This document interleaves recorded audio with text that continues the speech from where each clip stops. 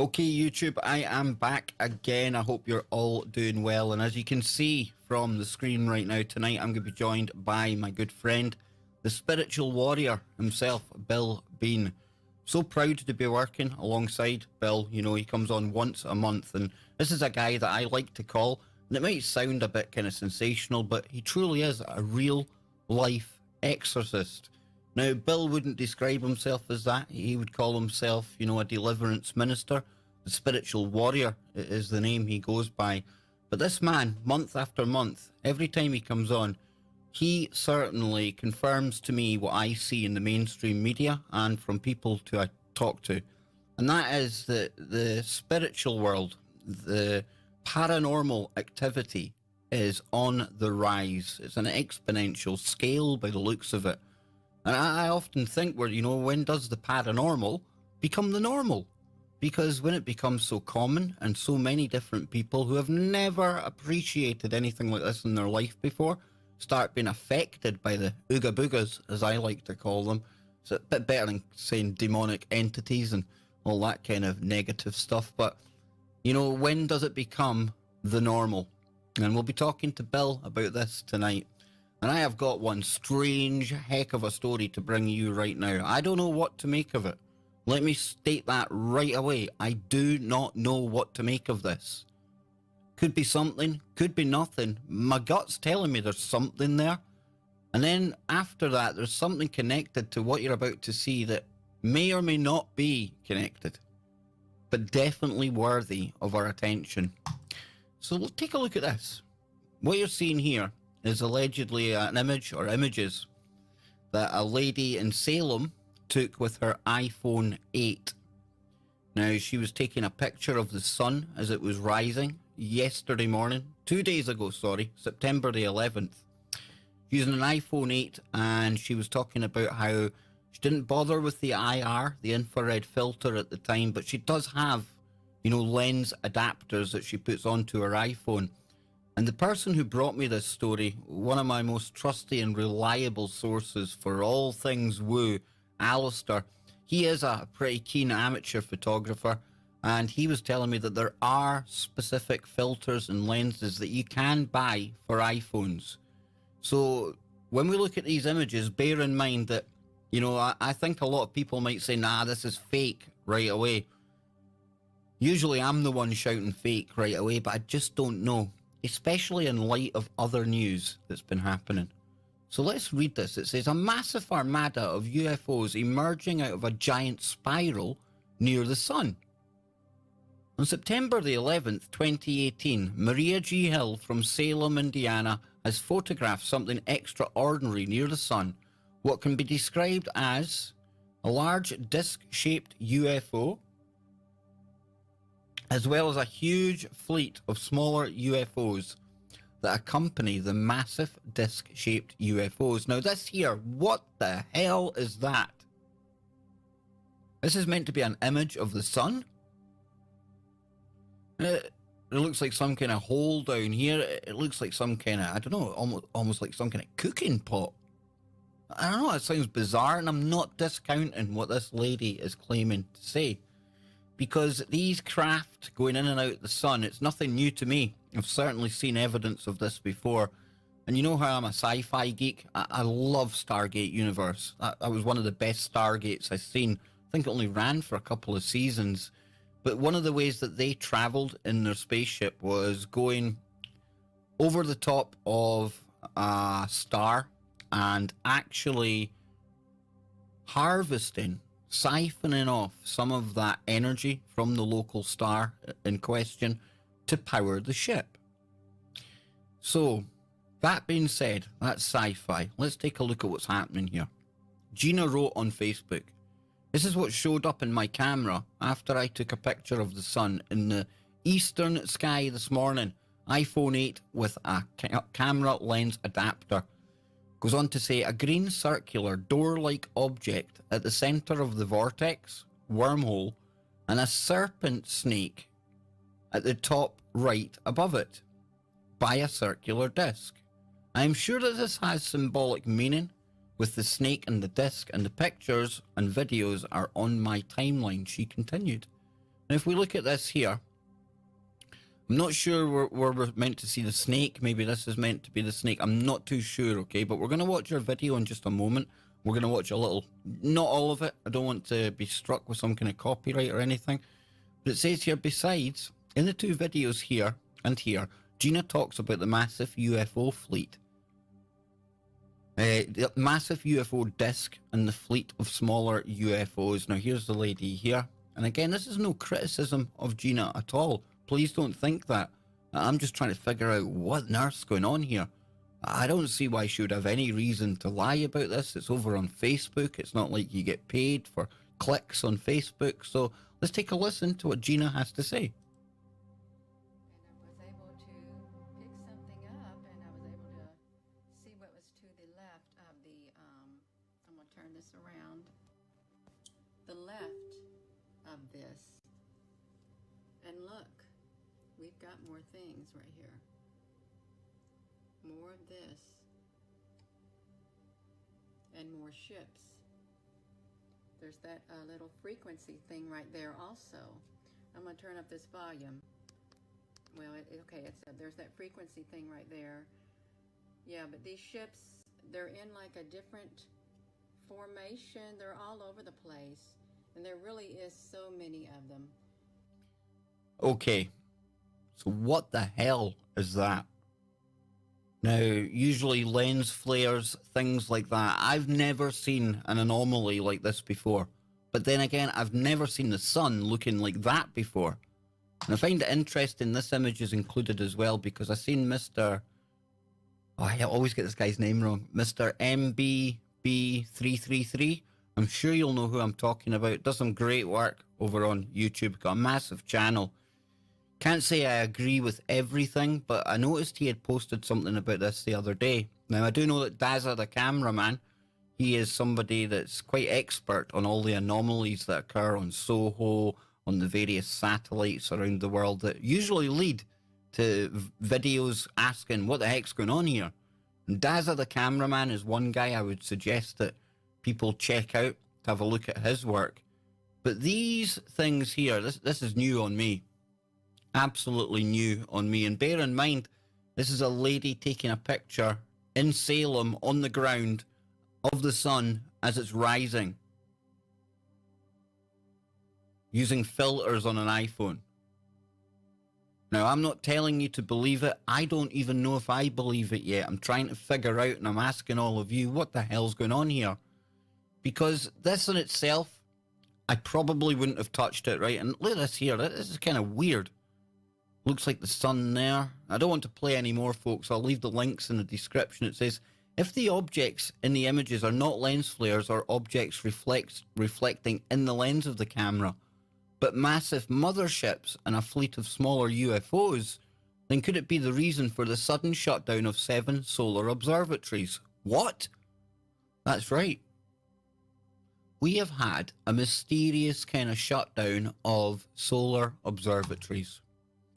It was Anne that first brought this story to my attention, and she was saying, have you seen what's happening with this observatory that's been closed down? Something really weird going on? Thinking to myself, well, I'll go and have a look. And it says here, and the date on this story, today, mystery closure of observatory and the FBI presence in Sunspot, New Mexico. It says an observatory in a small New Mexico town has been forced to close amid very suspicious circumstances.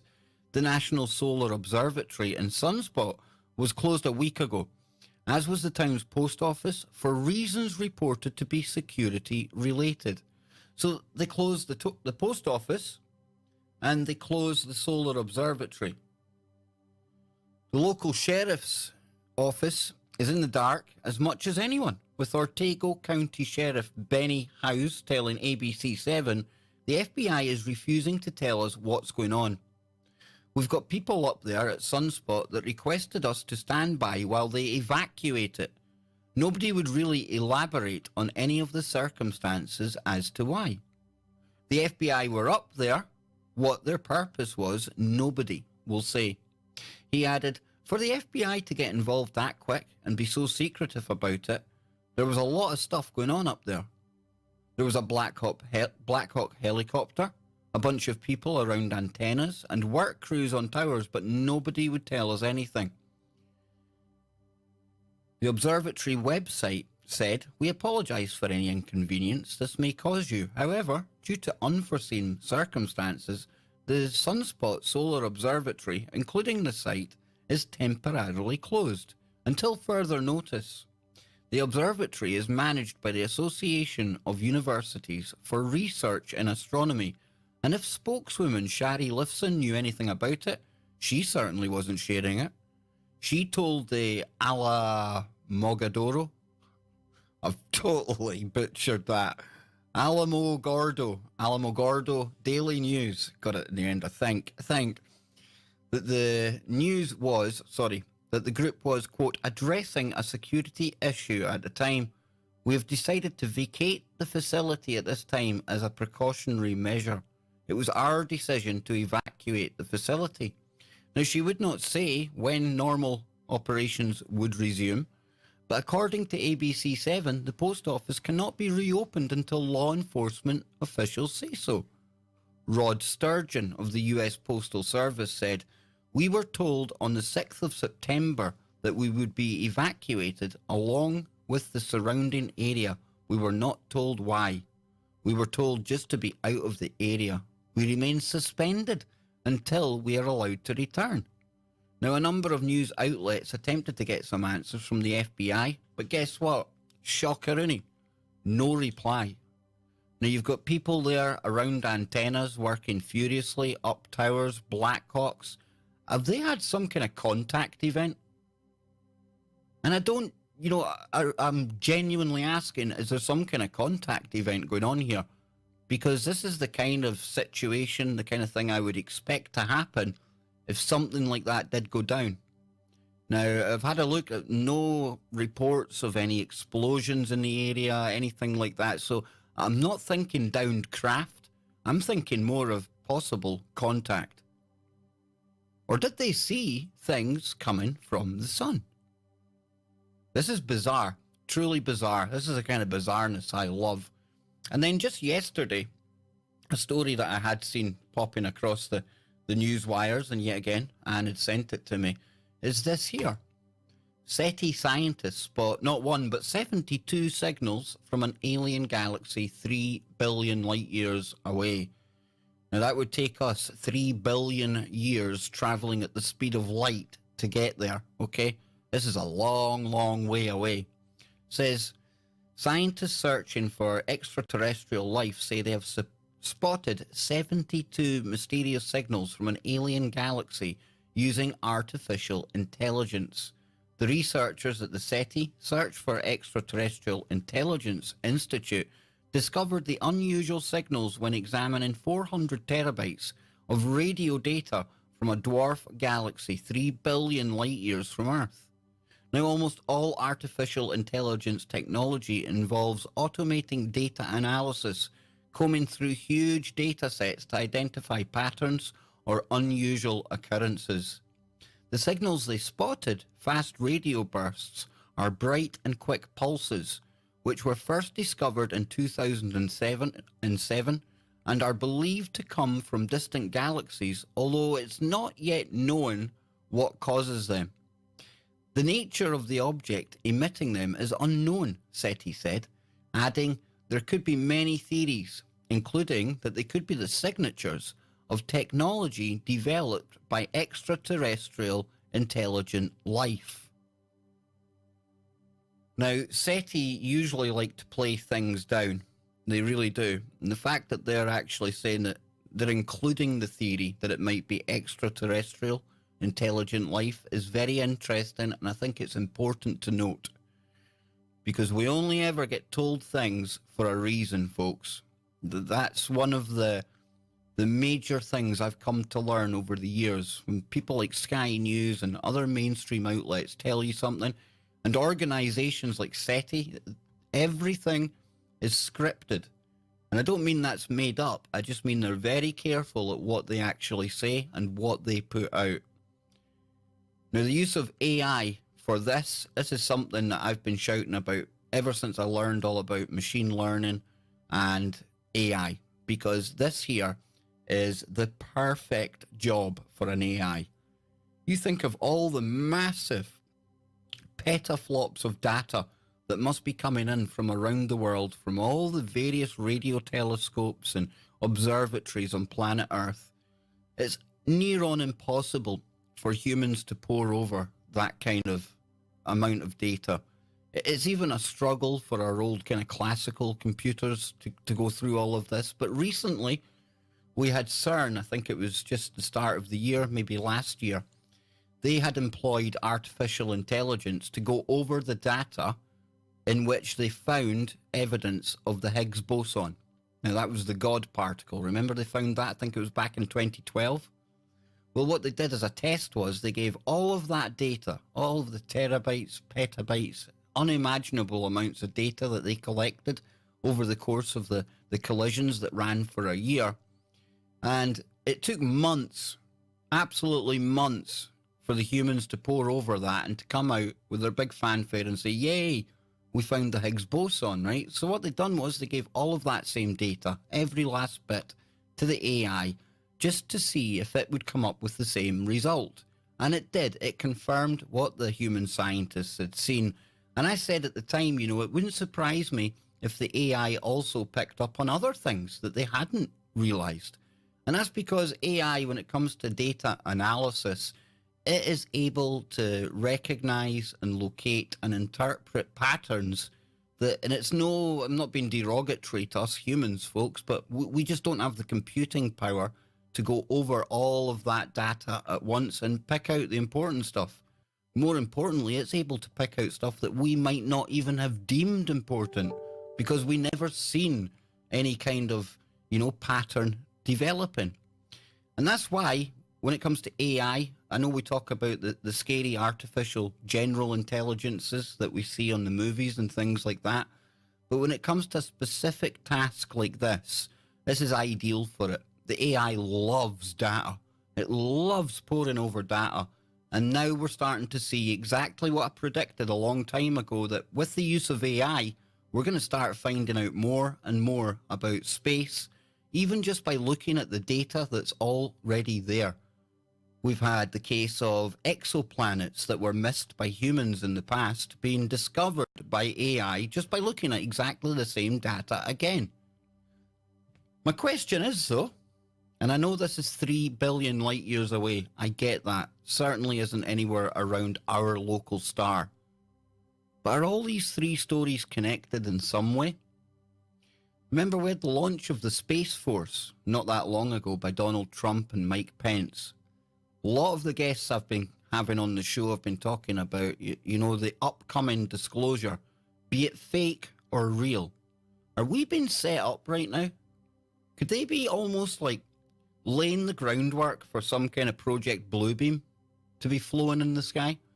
And for Project Bluebeam, we're talking about, you know, religious figures, an alien invasion being holographically projected onto the atmosphere, so that people around the world would have this seemingly real experience of visitors coming from another planet, religious idols, all that kind of stuff.